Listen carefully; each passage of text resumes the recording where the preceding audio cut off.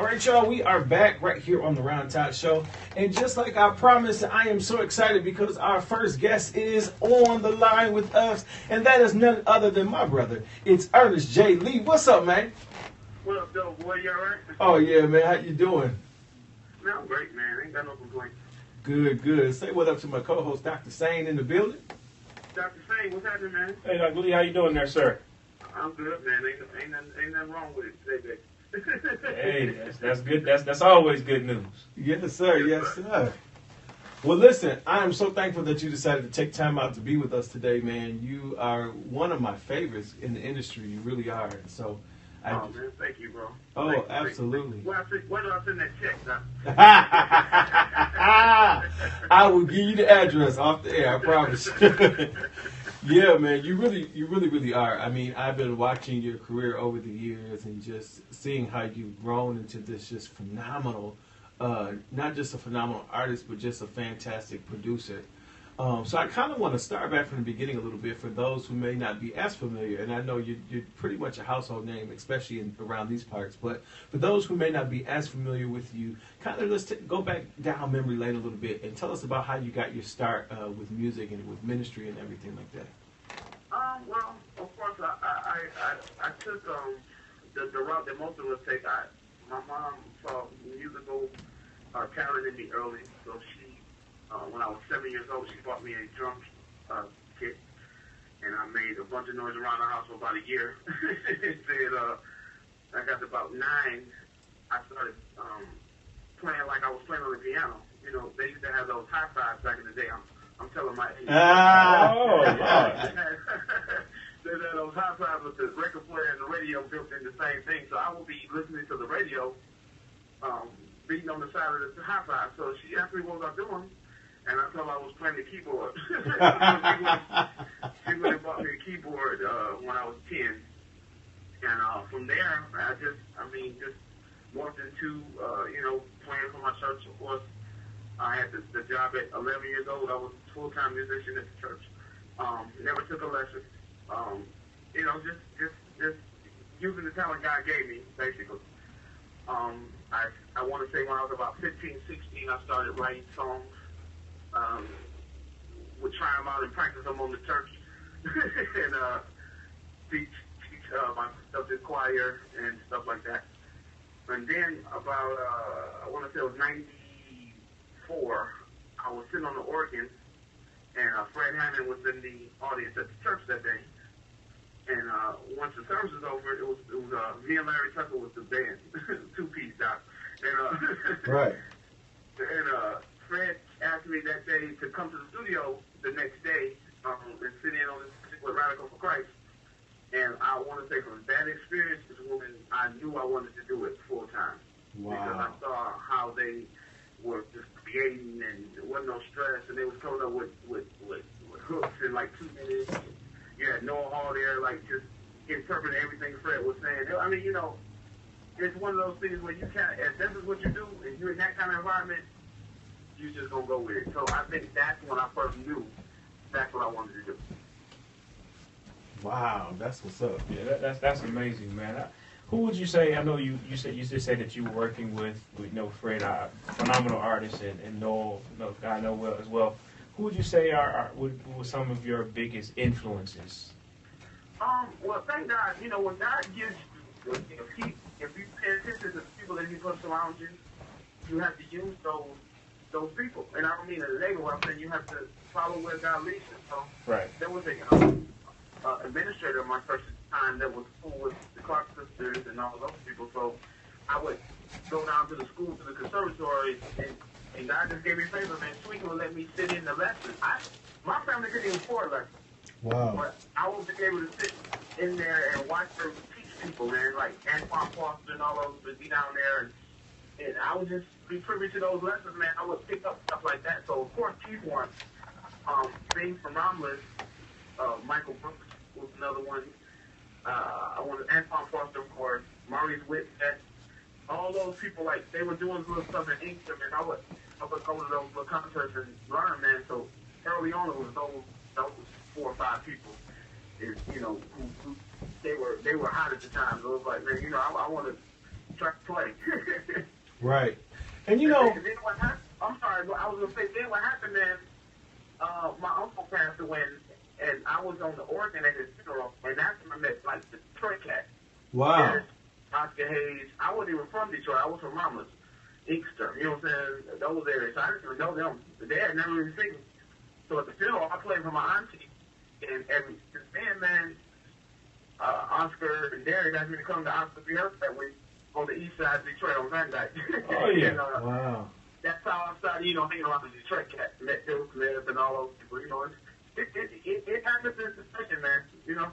Wow. And that's so awesome. And it's funny because you really, really made a name for yourself and got I mean, you were a part of the brothers, the brothers Oh, yeah. here in Detroit Oh, yeah.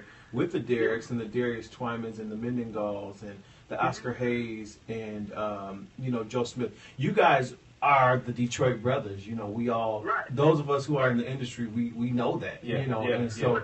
But you know what the funniest thing is, though, bro? The only one of them, and they know they'll laugh about it if they was listening. The only one that really was cool with me, though, was Joe Smith. I mean, because he was timing, but he still had that ear. He wasn't really stuck on the choir stuff. Yeah. Yes. He had choir thing, but he still had a vibe.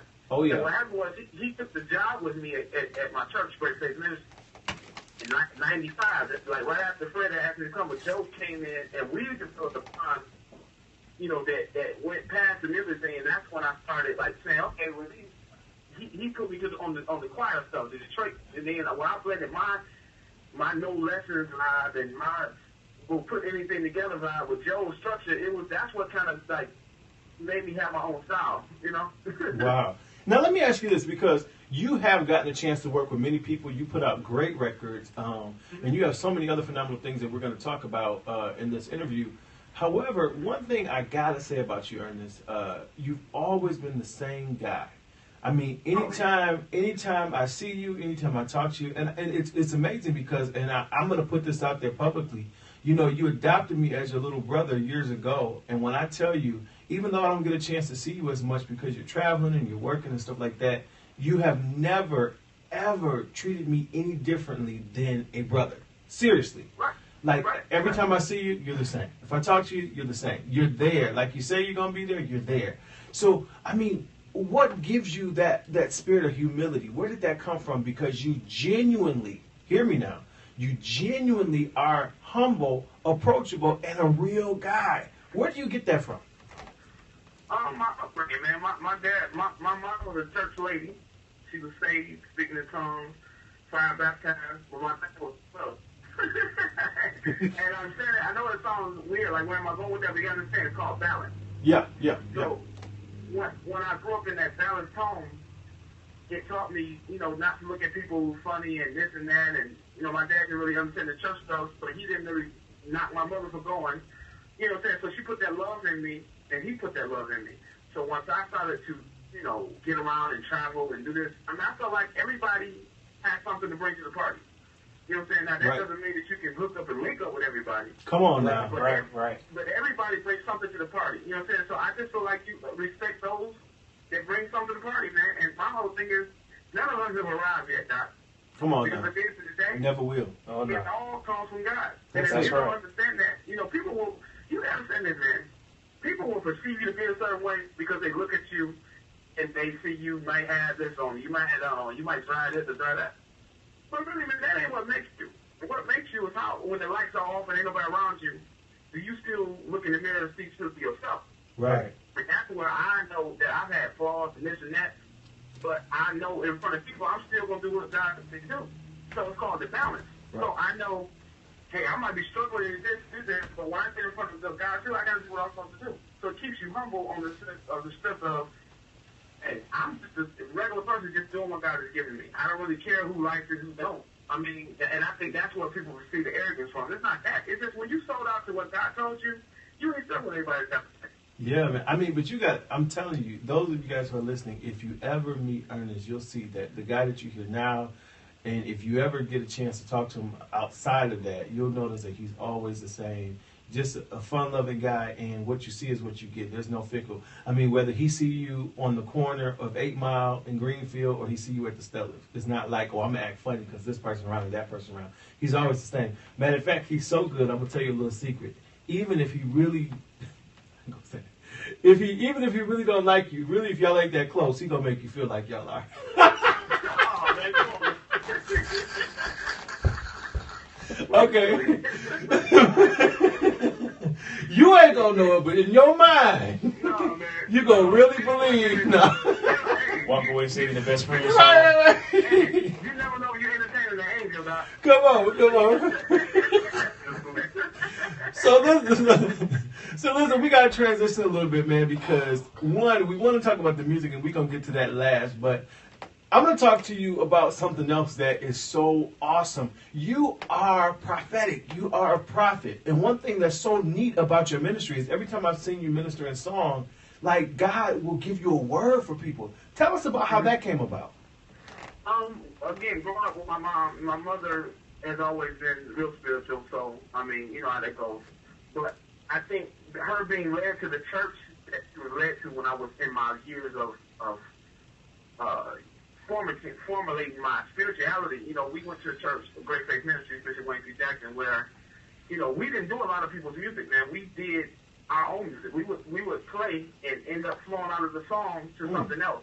And that just, you gotta understand, everybody has the gift that God has given them, but also there are things that you can just be around that you will pick up on, which is why you need to be around the right people, because you can be good or bad. You know, and I believe being at the church I was at, God allowed me to be around that prophetic gift where it just rubbed off on me. Now, you walk in the office of a prophet, but then you have the ability to prophesy. I'm not a prophet, but being around those gifts, I have the ability to flow in that. And I'm so glad you said that, man, because a lot of people don't understand the levels. You know, there's some people that are prophetic. There's some people that are prophets. And like you said, there's some people that can be prophetic. And then any time that you're prophetic, you can't do it in an unauthorized manner. So you can't just go out and start prophesying because, you know, you believe that the Lord showed you that the sky was going to be blue or green tonight. You see what I'm saying? So I really appreciate you saying that, man, to the listeners, because a lot of people need to know how to differentiate between being prophetic or having a word for somebody or God revealing something to them versus being a prophet. Right. You know, Yeah, because you're a prophet, then you have the word of knowledge. That's two different things. Mm-hmm. You know what I'm saying? So, you know, prophecy speaks to your ability, your future, your potential. A word of knowledge is something that you know and God knows that He will show you the sign that He's with you, or He'll confirm something with you. You know what I'm saying? You know, that's totally different things. But that's why you got to step on the church, and that's why I was wrong with that. I've only played for 3 churches in my life. Wow. And a lot of people don't understand. What I mean by that is being actually the musicians for the church. I did Great Faith for 25 years. I did New Prospect, and I did the church I'm at now in Nevada. And I'm saying that to say, a lot of people think they have the gift, and they probably do have the gift, but they haven't been fathered. They haven't been told to sit down. They haven't been told that you ain't playing today. You know, and I think I'm a Mr. Jackson. You know, a lot of people don't understand it, but he really trained us how to be disciplined in that gift. So, you know, as you see me up before the people, it has nothing to do with who's perfect, who's not, who's doing this, who's not. It's when you doing what God's trying to do, He may be a word in that moment for somebody that's going to change their life. And you got to understand, He speaks through music, He speaks through words, He speaks through whatever He wants to speak through. So I always wanted to be, I'm not the best singer. I'm not the best, I've never been trying to do that. I tried to be the best me. And that's what people don't get. You know what I'm saying? You have to be the best you. And execute it every time. You can't emulate what everybody else doing. I remember, man, you could, if the pages are archived, you can go to gospelflavor.com when it first came out. And when my first CD came out, they kept saying, well, he's the next Kirk Franklin because he's talking. Because I wasn't singing. I was talking in my song. So everyone was like, well, he ain't singing. He's not singing. I ain't trying to sing. That's not what I'm doing, man. But then again, I'm not trying to be Kirk Franklin either. Right. So what you seen me do was, when I got in front of the audience, I knew who God gave me, which was the minister. You know what I'm saying? So I would actually get up and sing, but we wouldn't even sing half the song. I would interpret for people when we sang, and that was what I me to do. You know what I'm saying? So, you know, you got to be comfortable in your own skin to do what God told you to do. And that's so awesome, man. Yeah. You know, you said something, man, and a couple of things that I wanted to just kind of pinpoint on with you. You said that you only played for 3 churches, you know, in your career, in your music. Mm-hmm. I find that's very, very vital, man, because musicians, and I'm not putting anybody down or anything, but it's hard to find musicians that will be stable enough to sit up underneath someone to be able to grow in their gift. And then with you said, just because someone has a talent to do something does not necessarily mean that that's their gift that they should walk in. Come on. Right, there you go. And I think that's very important that's something that musicians of old, you know, I'm not calling you old, musicians of old, you know, they had that stability to where they would bloom, if you would bloom where they're planted. You know, and then they would help that church grow, and helping the church grow would also help them to move into the next aspect or area of their life. Let me tell you this, bro. Let me tell you this, Dr. Sain. This is what people don't get, and I don't want to turn this into a me thing, but we are interviewing me, so I can say it. Come on, that's right. Go ahead. A lot of people, they'll look at me because they have social media now. You know, they got all this stuff. So you'll see me in the studio, you see me dressed up, or you'll see me, he driving this, or he think he this. Let me tell you something, man. Most of that stuff comes from being planted. Come on. Right. I ain't never been a gigging musician. I'm not knocking that, because I'm my best friend's gigging. That's cool.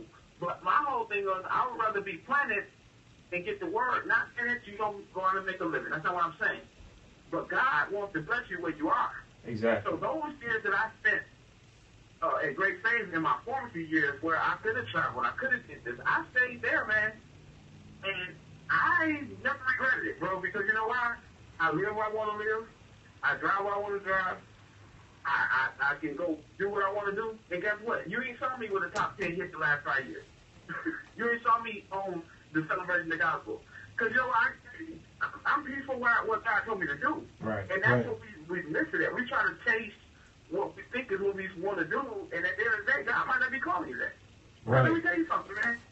My character couldn't have sustained that back then, man. I wasn't living like that. That was able to be a top 10 artist and nothing. Man, I would have been a mess. So at the end of the day, I thank God that He took me this way, because I'll do it. I got everything I want right now. So if I never sell another record, if I never write another song for nobody, I'm content on what He's given me. And until you can say that, you're going to keep chasing that stuff, man. And that's what gets us messed up. Yeah, God rewarded you because of your faithfulness. There you go. That's what I'm saying. Yeah. And I think that's where a lot of people miss the mark, is that they want the reward, but they don't want the faithfulness. Right. It takes something, man, to do this stuff, man. And you gotta understand, it may not happen for you like that. You know, let me tell you something, Ron. Your fruit may not look like my fruit. My fruit may not look like Kirk Franklin's fruit. But we all got fruit. So how am I comparing my orange to your apple? You know what I'm saying? You gotta know what God calls you to do and let Him multiply that. It might look different, but it's still fruit. Let me tell you something, bro. The miracle of the 2 fish and 5 loaves is bigger than just the 2 fish and 5 loaves. If He never had 2 fish and 5 loaves to give God to multiply, He wouldn't have been able to multiply. He gave him what he had. And that's why God blessed him, because He gave him back what He given him. Come on, that's what we get blessed at. When God multiplies your talent, He multiplies whatever you sow, whatever you do, it comes back to you. And that's where you blessed it, man. Not because you on stage with this person and you did that. And I'm not knocking it, because, hey, who wouldn't want to be on? I'm not saying that. I'm saying that's not where it comes from. It comes from service. Right. Wow. Now, bro, I want to put a pin right there. You said something about, you know, some of the tangible things you have and stuff like that. We have to talk about your incredible fashion. Because this is something, and I don't know if you realize this, but I mean, you have some posts that literally go viral. And, you know, I tease you like, dude, where are you? Like, we waiting, you know, because, like, literally the things that you put together is just so sick, if I can just say that. And, of course, sick in a good way. You just have the sense of style that is absolutely incredible. Where did you learn this? Well, everybody knows from Detroit, you already flashy anyway. Well, yeah, style. I won't say you got style. But then sitting up under Bishop Jackson, he was always a dresser. Then my dad was a dresser. And then my big brother was a dresser. So I looked at all them coming up and said, you know what? I like what they're doing, but I'm gonna do a twist to this. I'm gonna make up my own thing. So I'm gonna put some stuff together that may not go together. But it goes back to what I said. You gotta be comfortable in your own skin. Right. So I put on something. I really don't care if you like it. I mean, I like it. Right, exactly. It goes to my mind. You know what I'm saying? I mean, sometimes, man, I don't never plan. This is the honest truth. I never plan what I'm gonna wear. I go to the closet and start putting stuff together, man, and then I look at it and be like, okay, let's go. Wow, that is crazy. It's the truth, man. It's the truth. So do people come up to you all the time like, man, where can I get this or where can I get that and all that? But you know, I always tell them, man, you know what? I don't even shop at the stores like that. I shop at online.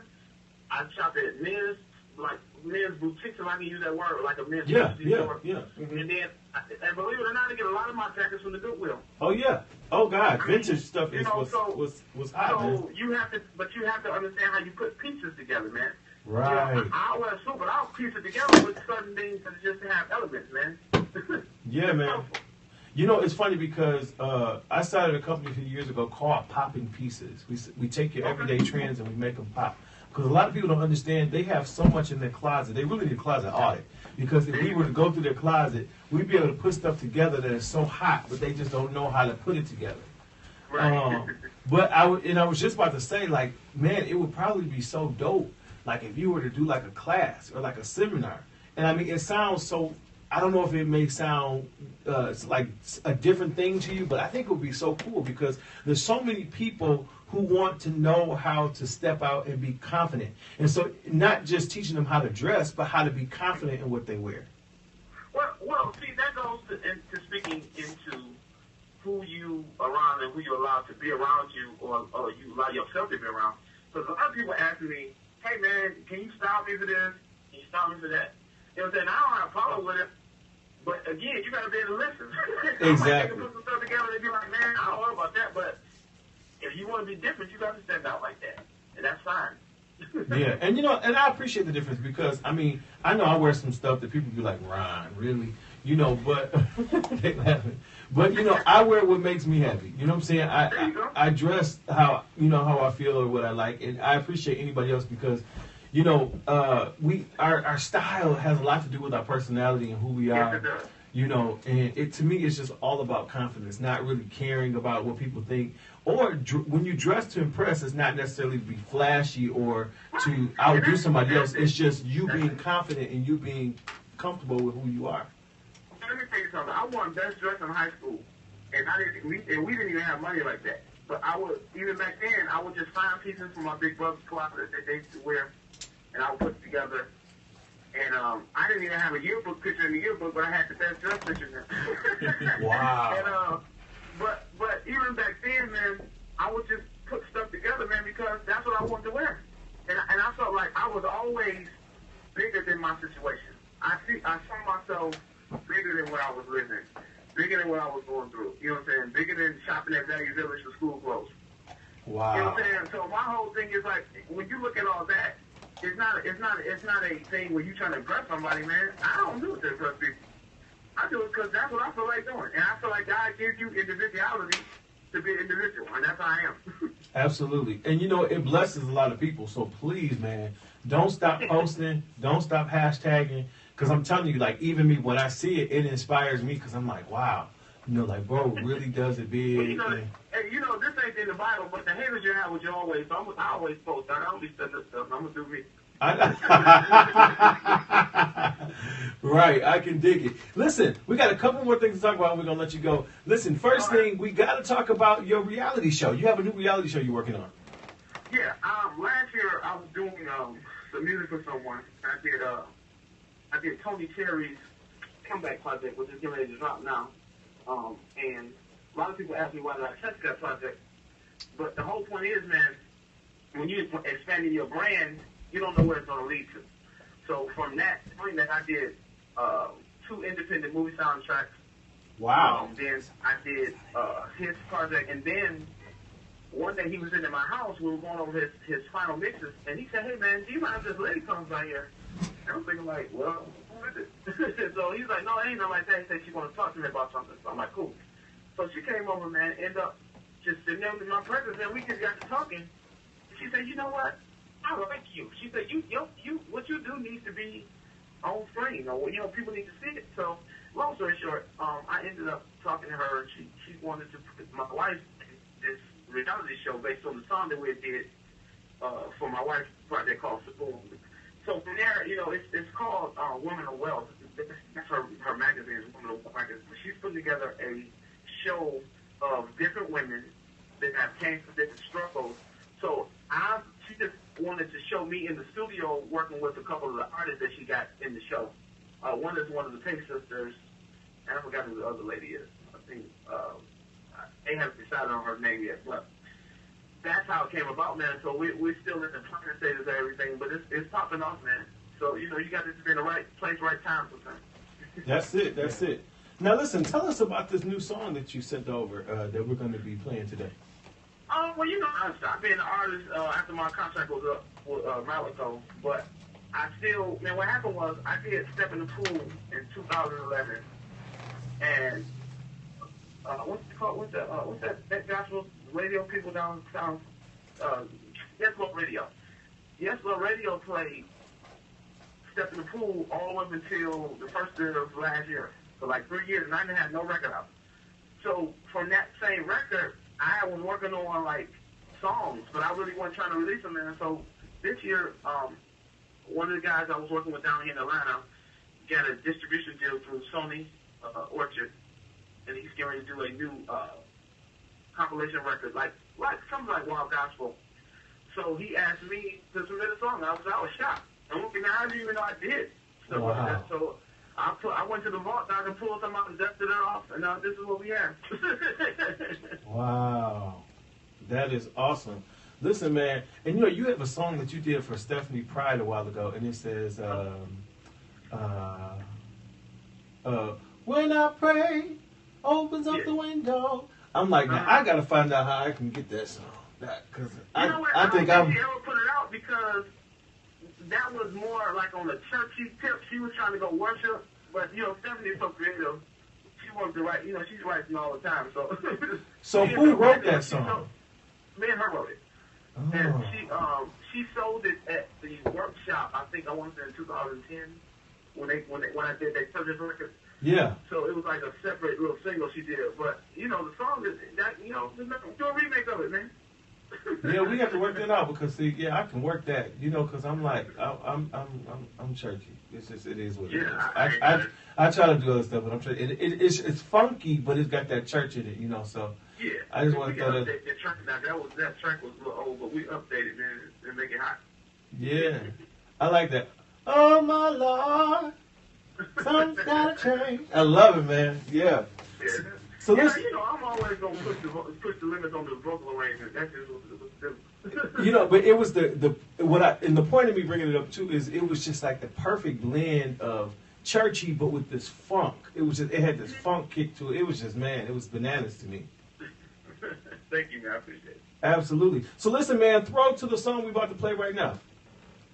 You said what? Go ahead and introduce the song. Oh, this song is called Like Jabez. Of course, everybody knows the story of Jabez. He wanted God to enlarge his territory. So one day I was sitting here thinking about when I moved to Atlanta, I'm wondering the heck am I doing down here? I'm from Detroit. I've been there all my life. So, Lord, I need you to speak to you right now and do what? Enlarge my territory. So that's what I came up with, man. Sweet. Like Jabez. All right, here we go. This is Ernest J. Lee with Like Jabez. Thank you so much, man.